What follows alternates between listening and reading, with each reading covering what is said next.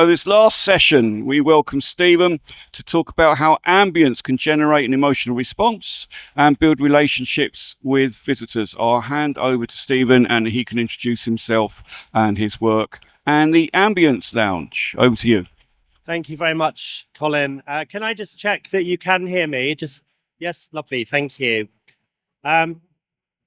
One thing I'm very pleased about is that normally I don't need amplification anyway. I'm known for my loud and distinctive voice, but also I haven't got much of it left after spending a day here, and I'm sure some of you are feeling the same as well. So, but I'll try and conserve it to the end of the session. Thank you very much for coming. So I'm going to talk about what I call the ambience effect, coming to your emotional rescue. And I just want to introduce briefly our company.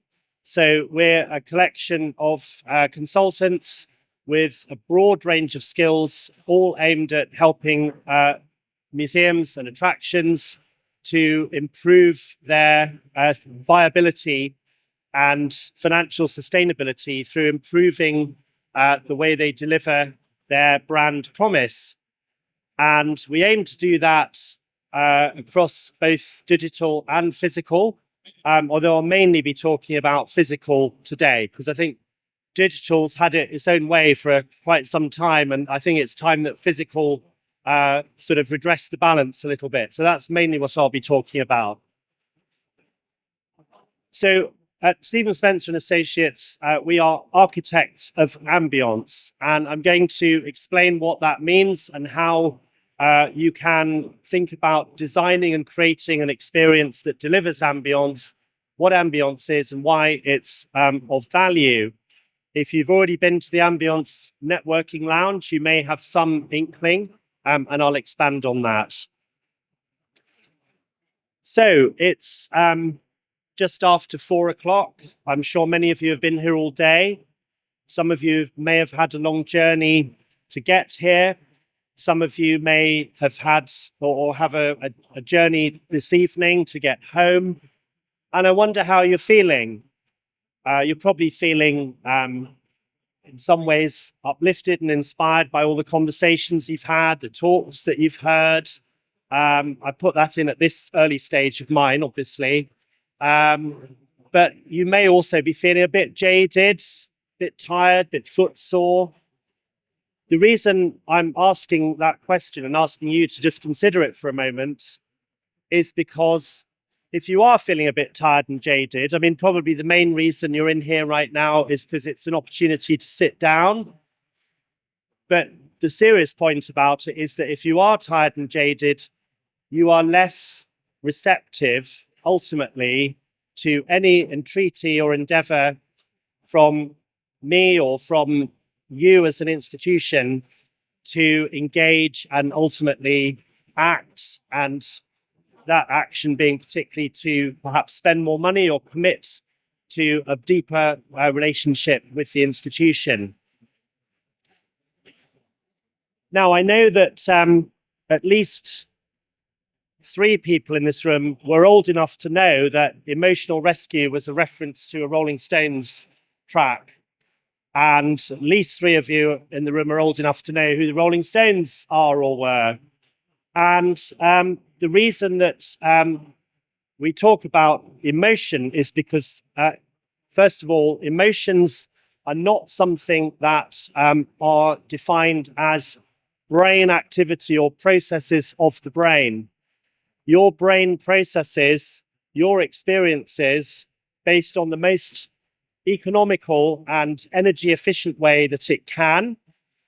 And that's important because your brain activity uses up a huge amount of your total energy, which is why when you get overwhelmed by an experience, you tend to feel tired. So for example, imagine if you went into a supermarket. Supermarkets, they're great, aren't they? They're basically laid out like warehouses, aren't they? And the reason for that is because when supermarkets first appeared, it was the most efficient way to merchandise the displays was to literally lay them out like a warehouse. But I don't know about you. I don't have eyes in the side of my head. And therefore, when I walk into the supermarket, I can't see all of those hundreds and hundreds and thousands of different products on the aisles either side. So I just go in and I home in on what I came in for, find it as quickly as possible, and get out. And that is the supermarket experience on the whole, isn't it? And that is because human beings do not naturally feel comfortable in environments that challenge and overwhelm their senses. So, for example, if the supermarket was laid out in a series of rooms that contained the different categories of product, but presented them in a more engaging way, a more discursive way, then customers would be far more likely to linger longer, discover new products, new ingredients. Maybe they would even be more successful in demonstrating new products and ingredients if it was done in a more familiar environment. If you think about it, we know we're social beings, and how we first interacted was probably sitting around a fire in a cave. And so to put us in aisles of thousands of products all competing for our attention is not the best way to get us to engage. And that's why we focus on get in there, get what I came for, and get out. I met and heard a very, very interesting guy called Mike Lever at the ACE conference, the Cultural Enterprises Conference in Wales a couple of months ago. And he is a neuroeconomist. And he literally analyzes how and why the processes of the brain drive customer behavior. And in a nutshell, if you feel relaxed, if you feel engaged, if you feel calm, if you feel excited, those feelings are throughout your body, aren't they? I mean, if you think about emotions, they don't just live in your head. Your brain says, this is going on, and your feeling might be in the pit of your stomach, might be in your head, might be how you feel too hot or too cold or shivery or sluggish. But those feelings are the feelings that we need to understand and, dare I say, manipulate if we want our visitors to engage. Because otherwise, with the best will in the world, however much money you've spent, however much amazing design and however much amazing content you have, people will tune out because they just get tired. So we're going to show you how to kind of approach designing your experience with an additional element layered onto the expertise that you already employ. Some of you may have heard last year, one of our associates, now based in Canada, Daniel Oledzki from the old operating theatre museum and Herb Garrett in South London, talk about how he took what was an underperforming, very bland, very boring, very predictable shop selling very boring, bland, predictable products and turned it into this immersive experience, the old apothecary shop. He upcycled fixtures and fittings. He worked with local suppliers, producers, designers and makers to create a totally unique range that reflected what you might expect to find in an apothecary shop, which you might expect to find associated with an old operating theatre. And surprise, surprise, for the small investment that was made, very quickly sales rose to the point where they were actually generating the ability for the museum to invest in its activities, whereas before the shop had just been a kind of drain and a disappointing end to the experience. That is also important, by the way, and I'll explain why in a second. So at Stephen Spencer and Associates, we are architects of ambience. We try to put humanity at the heart of your experience design in order to future-proof your institutions. We are so aware, all of us, aren't we, that culture has never been under more financial pressure than it is now and is likely to be for the foreseeable future. And that's why we are committed, and many of the sector support organizations here, and the ethos of this show, to ensuring that we can be as self-reliant and effective as possible. So what is Ambience? Ambience came to me not in a dream, but at a presentation a few years ago, where I learned that, and this was a study on brand experiences or experiential brand marketing, how people actually took in experiences. And the stats were that they remembered 5% of what they saw, 2% of what they heard, 35% of what they smelled. And that's really important because smell triggers memory, which in turn triggers emotion. So it's a very, very powerful, not to be ignored or neglected sense to consider. 1% of what they touched and 15% of what they taste. And I thought to myself, well, that's interesting, because that only adds up to 58%. So what about the other 42%? Now, before you say it, this is what I call the COD science bit. It's not science. But I thought, well, that missing bit, that's the sixth sense. And what I have learned and discovered and believe is that sixth sense is that emotion, that emotional response from your visitor when you're getting it right. Now, in designing the visitor experience, we have a model, we call it STARS. It's a very simple model. Disney used a version of this. If you make it more complicated, you're just not going to be able to manage it. So the 5 elements of what we would call a world-class visitor experience. And by a world-class visitor experience, I mean your experience could be any shape, size, volume, but you act in a world-class way. You do things in the best possible way that you can with the resources available and faithful to your core property. So the first S is your story, your mission, vision, values, your purpose, your elevator pitch. Call it what you will, but it's why people actually come to you, why they love you, why they think of you standing out from your competitors or your peers. Team. Crucial that the team actually owns that story and lives it. The example I always give is if you walk into a high street store, maybe you go in there because you're attracted to the brand, or you know that the products they sell are what you're looking for on that particular occasion. The staff members in there, and we've all seen it, they might acknowledge you with a grunt or a smile. They might not acknowledge you at all. They might be having a conversation about what time they finish or whether they're working at the weekend. Very, very often, disappointingly, what they won't do is engage with you in a way that feels comfortable for you, showcase the brand, showcase the product, find out what you're looking for, try and help you to whatever extent, greater or lesser, that you actually feel comfortable with. The reason is they don't know how. They don't have the skills. They don't have the confidence, or they don't have the commitment and engagement with the brand. Whose fault is that? Not theirs. Then A for ambience, we've touched on already. We'll come back to that. But it's how you actually deliver the experience of your brand.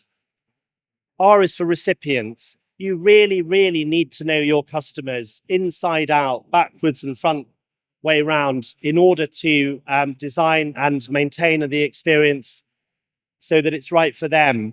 You need to walk in their shoes. You need to talk to them. You need to observe them. You need to listen to them. You need to be your visitor.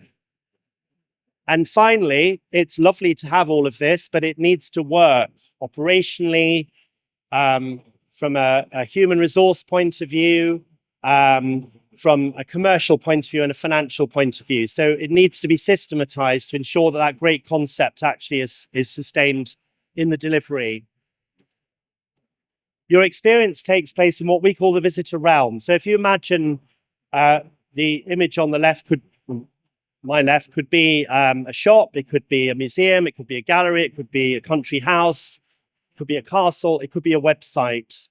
And in there are all the things that you want visitors to engage with. There's there's content, there's information, there's merchandise, there's food and beverage if it's a physical environment. There's some sort of deeper commitment, membership, or an annual pass, or some other form of I'm going to come back.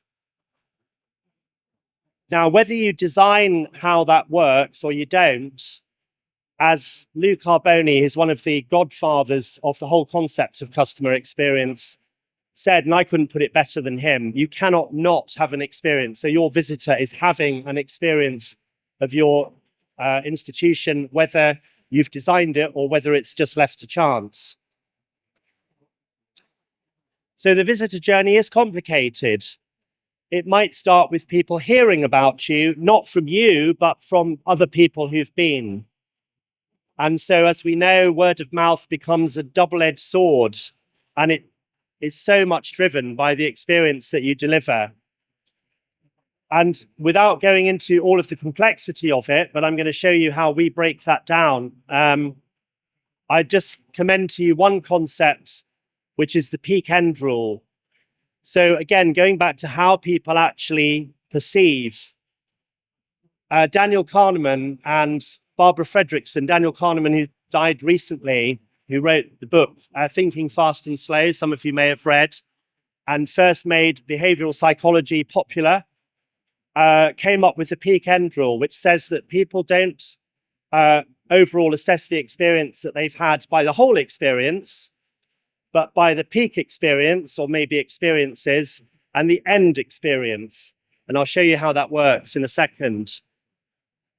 And so it's really, really important that you design the experience with those intense peak moments that give more of your brand, more of your story, and also that the end experience sends people away in the mood or feeling the emotion that you want them to feel. I mean, it's logical, really, isn't it? But it needs to be actually designed in. So we've created a model of the emotional journey that also replicates the visitor or customer journey. We do a lot of work with teams. We particularly like to do this work with frontline teams who actually are observing and are in the experience all the time to identify all the journey stages. And because the emotional journey has peaks and troughs, and it couldn't all be on one level, we've identified 3 drivers of the emotion. So the first one is the necessary evils. They're in red, the things that have to happen, but nobody really enjoys them. If I told you about my check-in experience at my hotel, I'd use up the rest of my time. And actually, that's how long it took, but I won't. But what I will say is, remember, people have had to travel to you. That probably hasn't been an enjoyable experience. How can you make them feel better as soon as possible? They've got to park potentially at your attraction. Can you make that better than it is now? Because it probably isn't an uplifting experience right now. Then we have what I call the peak experiences, which I've touched on. What are the peak experiences, and how do you ensure that people get them throughout their visit? I bought a Mini a few years ago, and when I went to collect it, it was in a special room at the dealership, just literally a room not much bigger than a Mini, and it was dark. And we walked into the room, and the salesman turned on theatre lighting, and there was my new Mini looking like the best car, the most beautiful possession I'd ever dreamed of owning. There was no buyer's regret or buyer's remorse. It was just sheer, unalloyed, a peak experience, making me feel that I'd done the right thing. And then we have what we call the chill, the opportunities to reset and recharge. So as I've already said, if you're tiring out people's brains, and if they're feeling tired and jaded, then they're less responsive to anything you want to put in front of them. So when they arrive after they've had that journey, how do you orientate them and make them feel welcome, help them to not feel confused as quickly as possible? Is there maybe a grab and go opportunity so they can get some coffee and just physically recharge as well before they go into the experience so that they're more receptive to it. When they leave, do they get a warm hug in the form of a thank you, or not just an invitation to return, but an incentive to return? Or even, if that last moment is the toilets, do they kind of fill you with wonder? The toilets at Highgrove Gardens, by the way, made me feel wonderful. And I've talked about them for the last 5 years since I spent time in them, and I could have stayed all night. I'd have been locked up, obviously. And then, of course, the final peak experience is that them returning because they had such a great time that they want more of what you offered. Just to emphasize that the emotional journey is a bit like, the set list at a concert. So I mentioned the Rolling Stones. This is a set list of a concert I actually went to. It was at Anfield 2 years ago. Ronnie Wood creates these set lists for every show that they do and then sells them as a limited edition art print. That's a good idea, isn't it? But the point is, luckily for you, I'm not going to go into every song and analyze where it sits on the emotional scale. But obviously, no band or artist comes out and just does all their biggest hits and then more of their biggest hits. They start with maybe a mid-level hit, and then maybe another one, and then maybe a big hit. And then there's that dreaded moment where they say, we're going to do some songs from our new album now. And then they do maybe something a bit more up-tempo, and then they build up to a little crescendo, and then there's a slow number, and then they build up again to the end of the climax of the show. And then, of course, you chill again, waiting with anticipation for them to come back for the encore. And if they just designed it so they did all of their best songs at once, like, do you remember that firework display? I think it was in Wales, one New Year's Eve, where all the fireworks went off at once. It was supposed to be a 5-minute program, and it was all over in about 20 seconds. That is too overwhelming for people to appreciate or engage with. So designing those chill moments, designing those opportunities to recharge is so important. And I think the cafe is one of those. Now, I might insult a few people in the audience, and I don't mean to, but I've been to many, many, many, many visitor attraction cafes and restaurants. And more than I care to mention, you look at the visitors in them and they just look sullen, defeated, uninspired. It's almost like they're sort of sitting in a prison canteen. Why is that? I don't want to say it's because too many catering operations are outsourced and it's all done basically on a profit motive, but I've said it now. So thinking about how your catering experience can really be an opportunity for people to chill and reset, because they need to go again, ready to enjoy the next part of the experience. I was talking to somebody earlier whose cafe is about 3/4 of the way through the experience, and people are just too tired by the time they get there. They just have their food and drink, and then probably the rest of the experience is a blur because they're ready to go. So I think the cafe is one, obviously gardens are another, but where can you get people, give people the opportunity to recharge so they can come back for more with renewed appetite and energy? And finally, on this journey, look at it from your visitor's point of view. There is a wonderful book. I meant to bring it with me, but it's in the Ambience lounge, called Irreplaceable, by a guy called, this one is actually by a guy called Will Guidara, who wrote Unreasonable Hospitality. Those two books are my top takeaways for you. Read those books. Unreasonable Hospitality is about how a front of house guy and a chef took a restaurant in New York to be the best in the world. And Irreplaceable is about how we create places that compete with the online experience, because actually the pain of getting there is outweighed by the experience when you get there. So Will Guidara, the author of Unreasonable Hospitality, talks about, for example, we could give many examples. Why do they leave the small containers of soap and shampoo and conditioner on the sink when actually you want them in the shower? We could go through so many examples of why do they do that.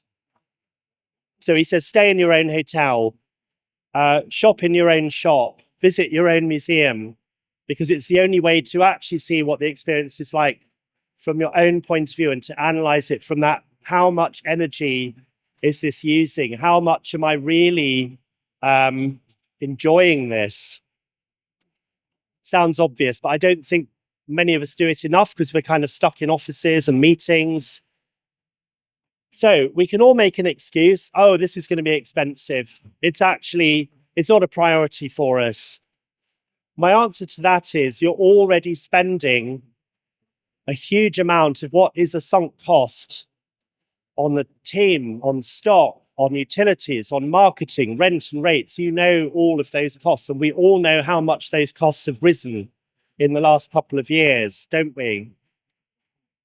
So the choice is, do you want that to be a sunk cost, or do you want it to be an investment that pays itself back? In other words, do you want to walk in and that team actually earns back its own cost by giving your visitor an experience and maybe getting them to spend some more money?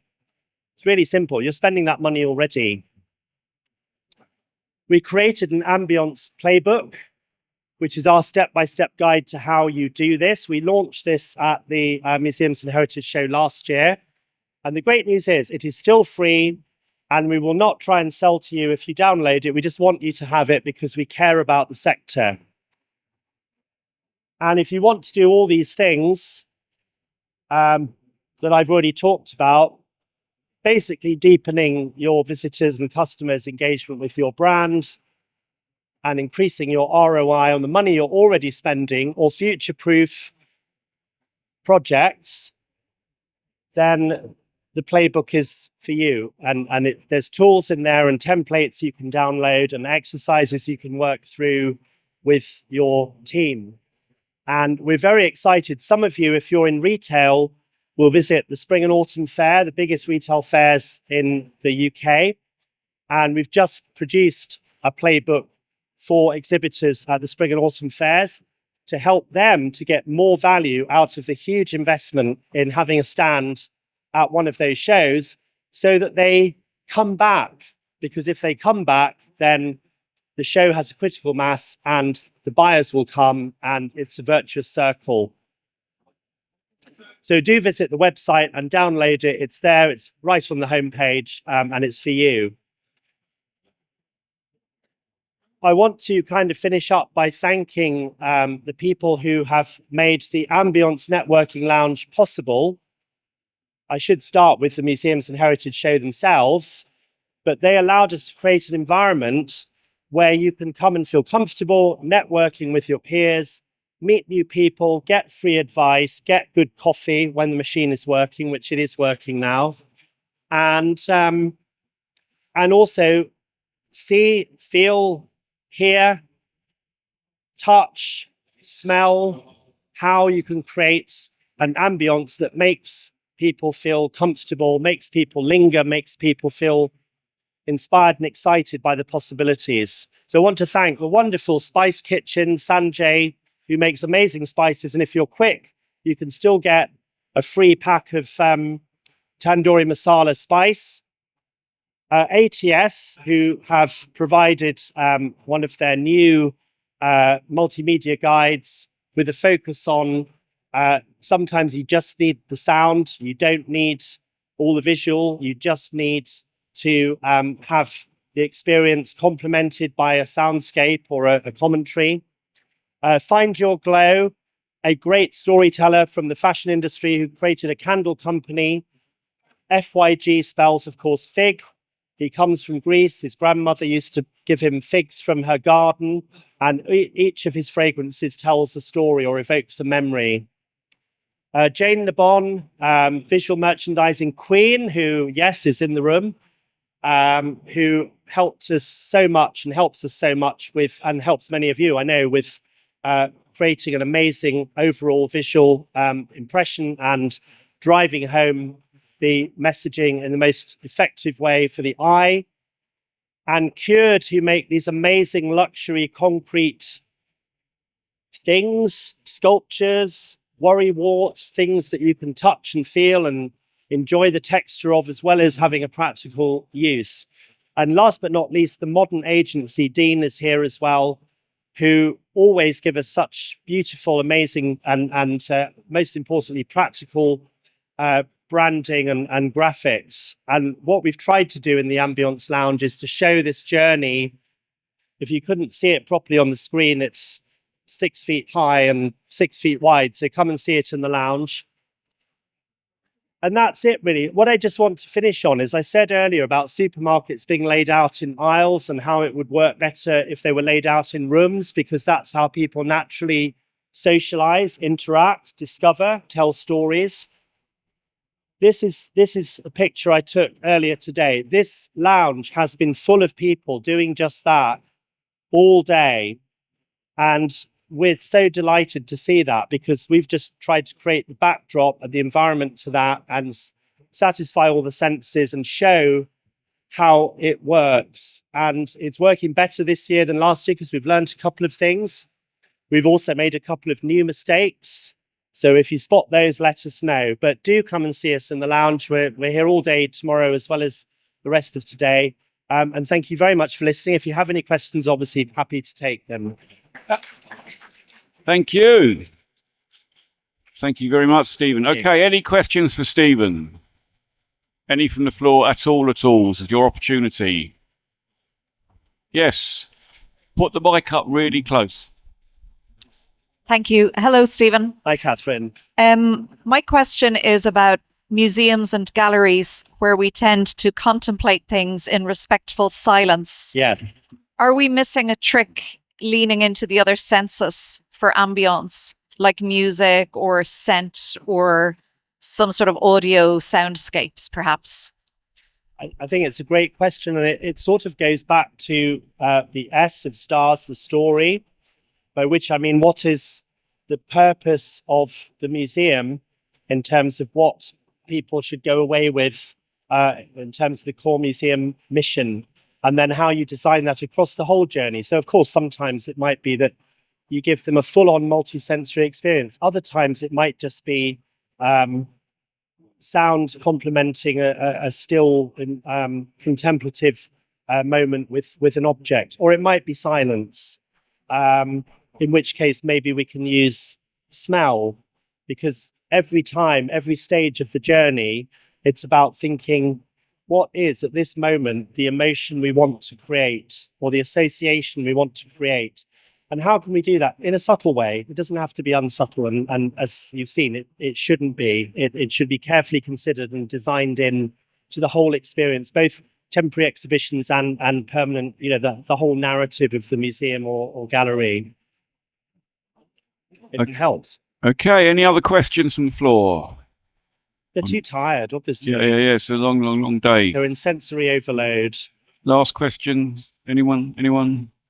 No, I can't think of one either. Okay. Before you go, 4 things to do. Please come and talk to Stephen if you have any further questions you'd like to put to him in person. Please come and see me if you want to talk about improving the visitor offer or the visitor experience at your venue, because that's what I do. Please also come and see me if you've got any suggestions or ideas for a session you might like to do or colleagues might like to do at the M&H show next year. And you can share that with the sector.